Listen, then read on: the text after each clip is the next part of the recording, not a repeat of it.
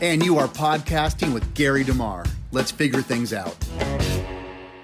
One of the debates regarding Bible prophecy is what we find in Matthew chapter 24.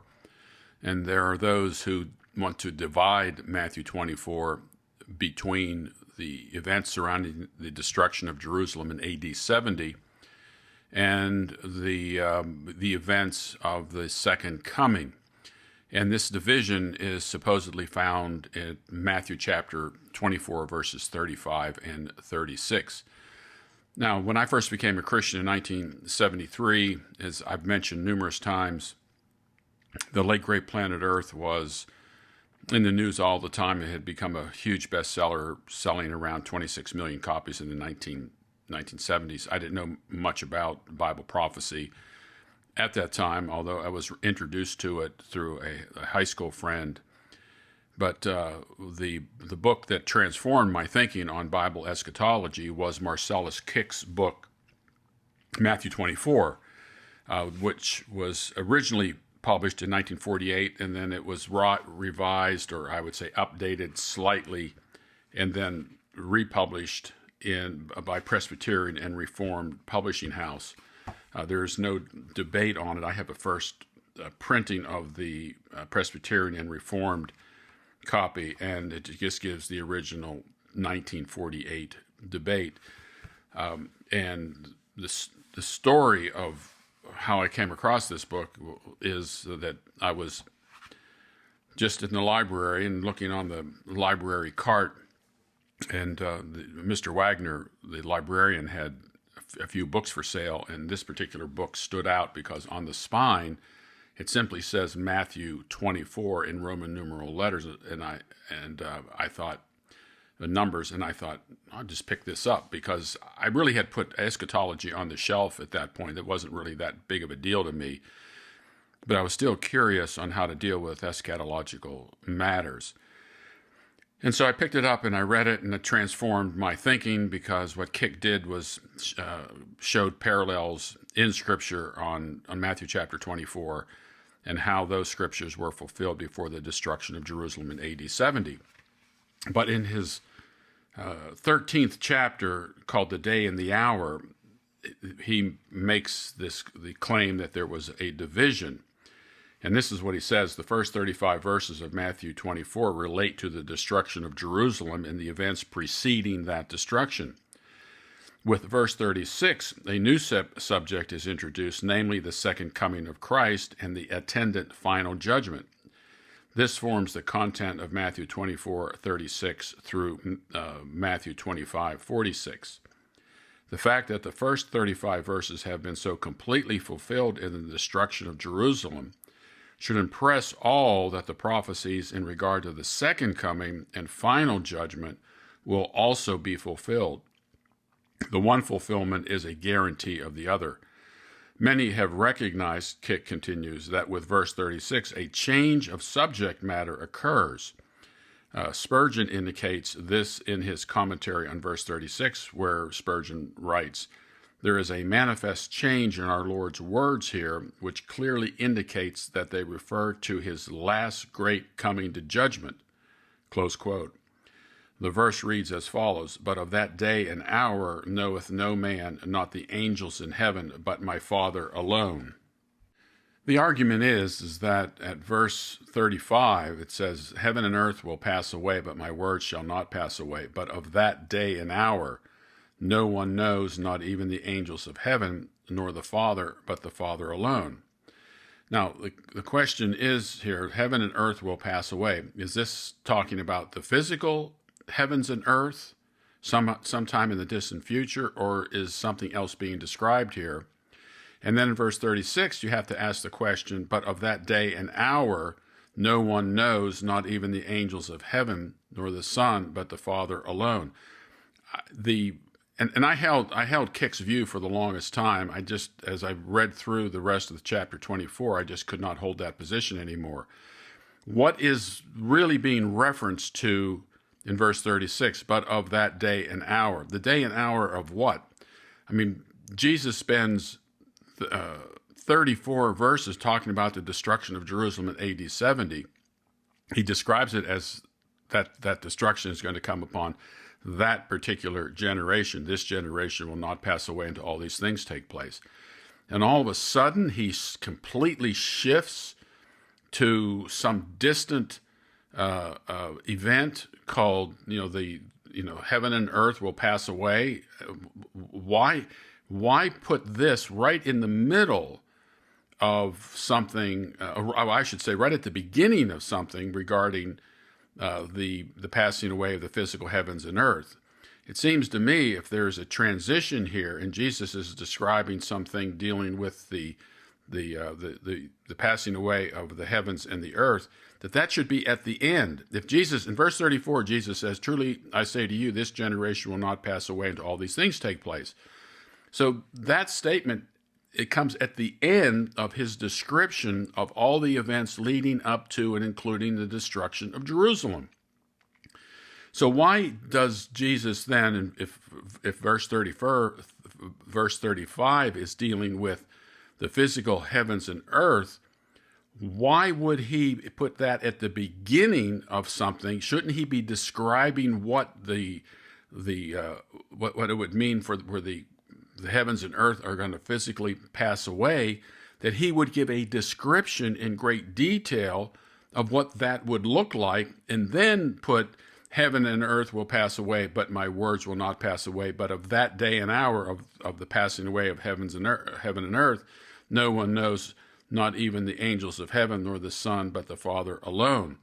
And so I just think this just makes a significant shift in topic, at the end of dealing with the destruction of Jerusalem in AD 70. It's my view that of that day and hour Jesus is describing is the day and hour of that generation passing away.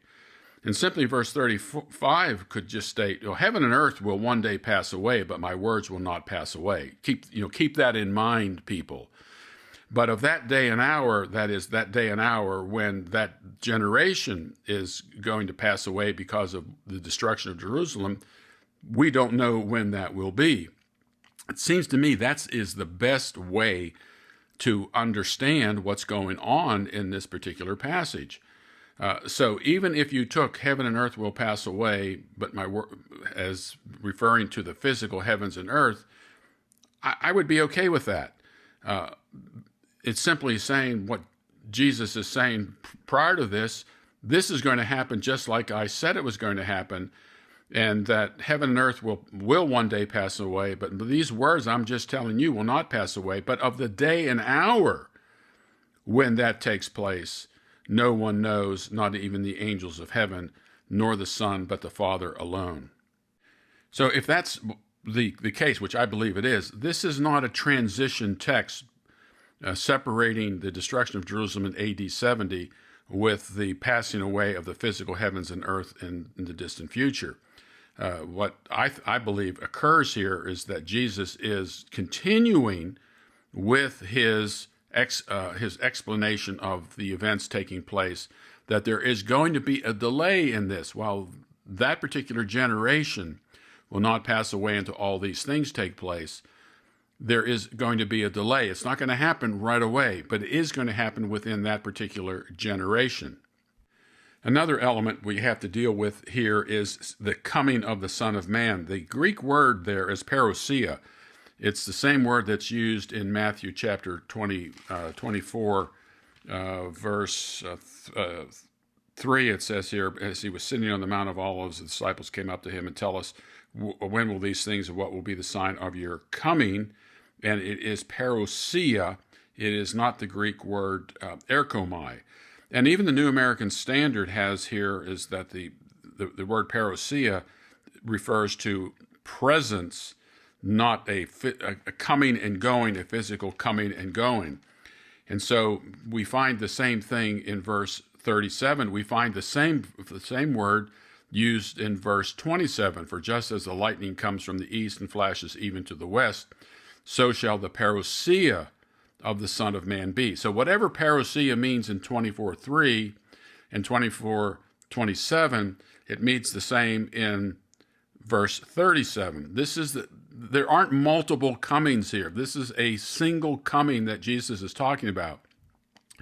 And if you go back and look at some of Ken Gentry's earlier works, he interpreted Matthew 24:27 as applying to events leading up to and including the destruction of Jerusalem in AD 70. He did this in his debate with Thomas Ice in their debate book on the Great Tribulation. But he has since changed his view and saying that verse 27, no, that refers to the second coming of Christ. And of course, I understand why he's doing this.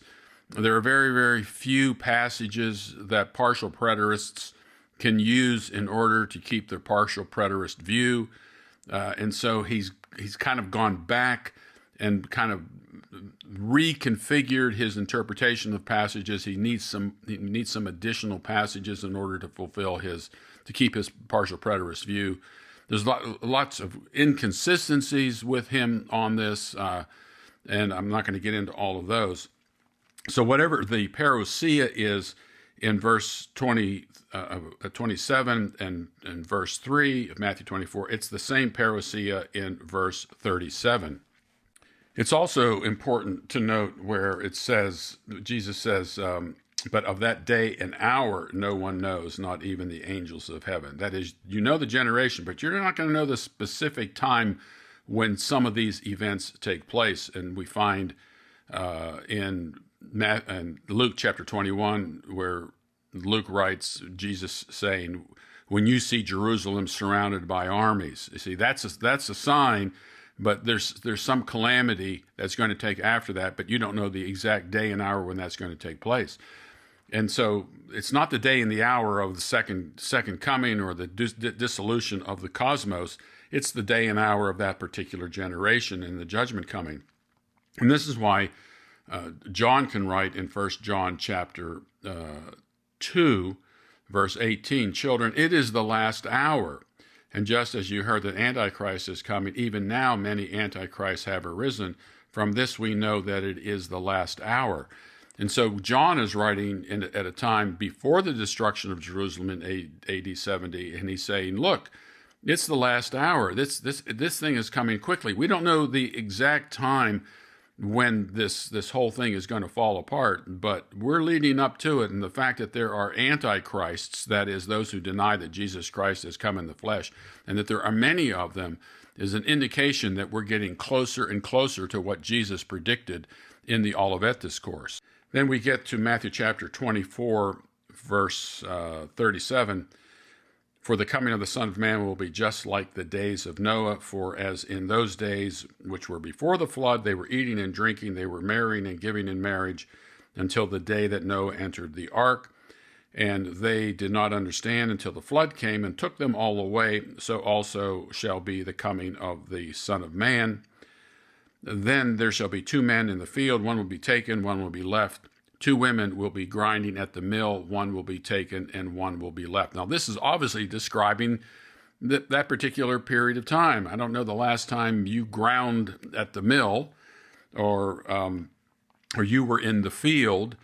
And anybody reading this in the first century, with people actually listening to what Jesus had to say here, the primary first audience would have conjured up in their own mind, oh yeah, people in the field, women grinding at the mill, etc. Look, this is going to happen to us. This isn't something in the distant future that's going to take place. And then some will say, well, this verse 38 is describing what it's going to be like in the end times, which were the days before the flood. They were eating and drinking, they were married and giving in marriage until the day that Noah entered the ark, and say, oh, things are going to be horrible ethically and so forth and so on. No, things were going on as normal. People were marrying, people were giving in marriage, they were eating and they were drinking. They weren't doing anything unusual. This isn't an ethical assessment of what was going on, because in another place it says, and they were building, they were doing normal things. And then this idea that this might be the rapture, two in the field, one will be left, two women will be grinding at the mill, one will be taken, one will be left. Even dispensationalists have given up on this idea that this is a pre-tribulational rapture, because the ones who were taken, during the time of the flood were those who were, in fact, caught up in the flood and died. Those who were not taken were those who were saved, that is Noah and his family. So it's the same thing here. One was taken, one was left, and they were taken in judgment, taken by the Romans. Some of them were killed, some of them were taken up into captivity. This doesn't have anything to do with what people have called the rapture of the church. The next part of Matthew 24, in the verses that follow, and that's verses 42 through 51, and this is one of Ken Gentry's arguments, and there are other people make the same arguments. Verse 42, it says, "Therefore be on the alert, for you do not know which day your Lord is coming." Again, who are the people to whom Jesus is speaking? For you do not know which day your Lord is coming. If Jesus had a future generation in mind, he would have said, "Therefore be on the alert, for those do not know which day their Lord is coming." That is, this future generation will not know. No, Jesus is describing that particular generation. But be sure of this, that if the head of the house had known what time at night the thief was coming, he would have been on the alert and would not have allowed him to break into his house. For this reason, verse 44 of chapter 24, "You be ready, too, for the Son of Man is coming at an hour when you do not think he will." So again, the audience reference here is as clear as a bell. "Who then is the faithful and sensible slave whom his master put in charge of his household to give them food at the proper time? Blessed is that slave whom his master finds so doing when he comes. Truly I say to you that he will put him in charge of all his possessions." Now, look, let's look at this again. Who then is the faithful and sensible slave whom his master put in charge of his household to give them their food at the proper time? The master and the slave are alive at the same time. So you can't say that, this is something in the distant future coming about here. The master and the slave are alive at the same time. It's not like, your generation that Jesus is speaking to, I'm giving you a warning about this, but the master's not going to return till, 2,000 years later. No, the whole thing takes place within the context of that generation. "Truly I say to you that he will put him in charge of all his possessions. But if that evil slave says to us in his heart, 'My master is not coming for a long time,' and shall begin to beat his fellow slaves and eat and drink with drunkards, the master of that slave will come on a day when he does not expect him, and at an hour which he does not know, and shall cut him in pieces and assign him a place with the hypocrites. Weeping shall be there and the gnashing of teeth." And so this idea of a long time, my master is not coming for a long time. And Gentry and others say, see, what Jesus is saying here, while that particular generation will not pass away until all these things take place, this idea of the second coming, which follows verse 35 and 36, it's a long time before that's going to take place. But again, let's look at the context. "But if that evil slave says in his heart, 'My master is not coming for a long time,' and shall begin to beat his fellow slaves and eat and drink with drunkards, the master of that slave will come on a day when he does not expect him, and an hour which he does not know, and shall cut him in pieces and assign him a place with the hypocrites. Weeping shall be there and the gnashing of teeth." You'll note here that, again, that the slave and the master are living at the same time. And a long time is essentially something relative. It depends on the situation. And so the master doesn't come back to a completely different group of people, to a different group of slaves sometime in the distant future after this initial slave has died. He comes back to that slave, and then he assesses what that particular slave has or has not done. On the basis of that, he shall cut him in pieces and assign him a place with the hypocrites. Weeping shall be there, and the gnashing of teeth. So what we see here is that particular slave comes under the judgment of that particular master. There is no separation of time here by any means whatsoever. And we see the same thing when you get to chapter 25 about the parable of the 10 virgins. Now, while the bridegroom was delaying, they all got drowsy and began to sleep. Or this wasn't Rip Van Winkle sleep. They were just asleep, and the bridegroom comes to them. It's the same bridegroom, not separated by thousands and thousands of years. Same thing with the parable of the talents. For it is just like a man about to go on a journey who called his own slaves and entrusted his possessions to them. To one he gave 5 talents, and you know the story here. And so the same thing, verse 19. Now after a long time, the master of those slaves came and settled accounts with them. Didn't come and settle accounts with their distant relatives, settled the accounts with them.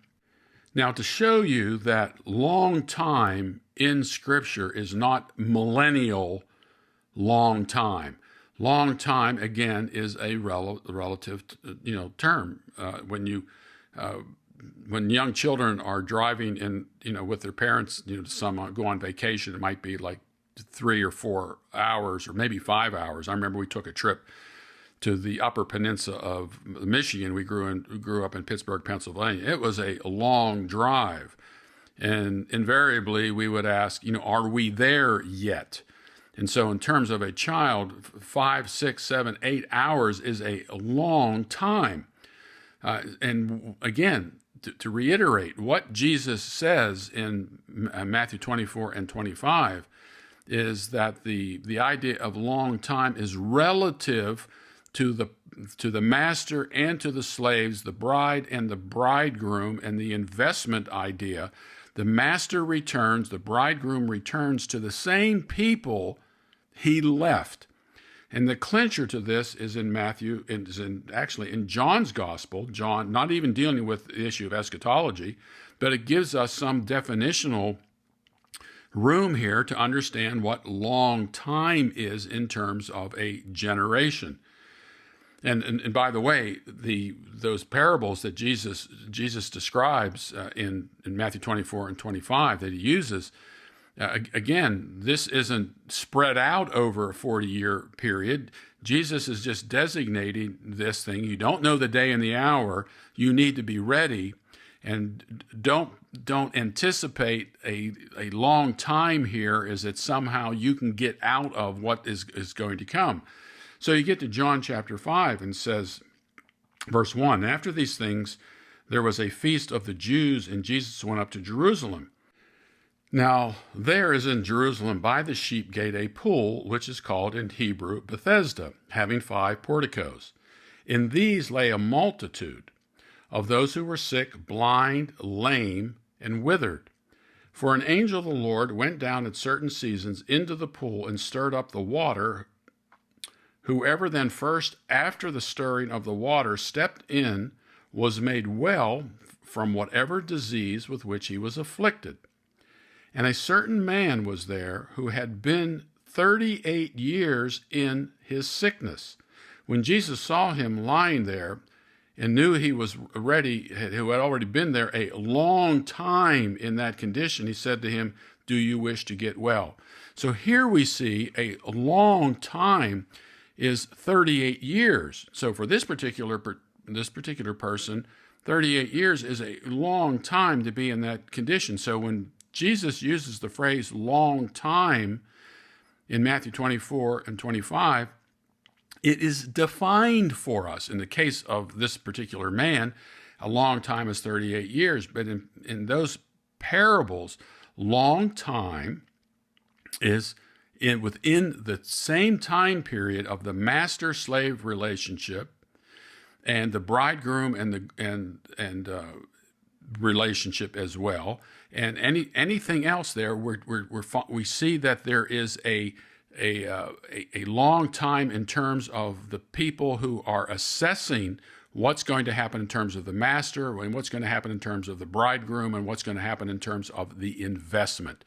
So once again, Matthew 24 is not divided at verses 35 and 36. It's the same, Jesus is describing the same prophetic event, giving more detail to it. You will not find that aspect to it in Mark 13 or Luke 21. You will see some parallel accounts in Luke chapter 17. And what's interesting about Luke 17 is some of the events that occur after verses 35 and 36 in Matthew's gospel actually occur earlier in Luke 17. And so there are some on the top end before Matthew 24, 35, and 36, and some that are after. And I deal with this in my book, Last Days Madness, chapter 15, where I go through all of this. And also in my new book, Prophecy Wars, I have a number of times I deal with Luke 17 in relationship to Matthew chapter 24. In fact, I have a whole chapter on it. And I also have a chart in there showing this relationship between the events that you find in Luke 17 and in Matthew 24 and 25, and you will see that there are parallels there, and those parallels do not match up with this claim that there's a transition text between at Matthew 24, 36. So, again, Marcellus Kick, great book, got me out of the whole kind of dispensational end time Last Days Madness realm, but I think he was incorrect on his transitional text, and unfortunately, I think Ken Gentry and others have kept that. And now Ken Gentry said he is working on a commentary on all this. Can't wait to see what he says about it. I just don't think that there's any way around it. If you stick to the text, if you stick to the audience relevance, if you stick to how long time is defined in terms of what we read in Matthew 24 and 25, the idea of a delay, the delay is relative to the conditions at that time.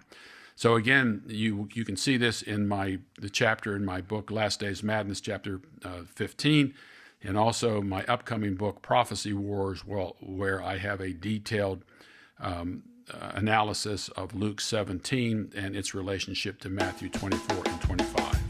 Thanks for podcasting with Gary DeMar. Please subscribe and share this with anyone you think really needs to hear it.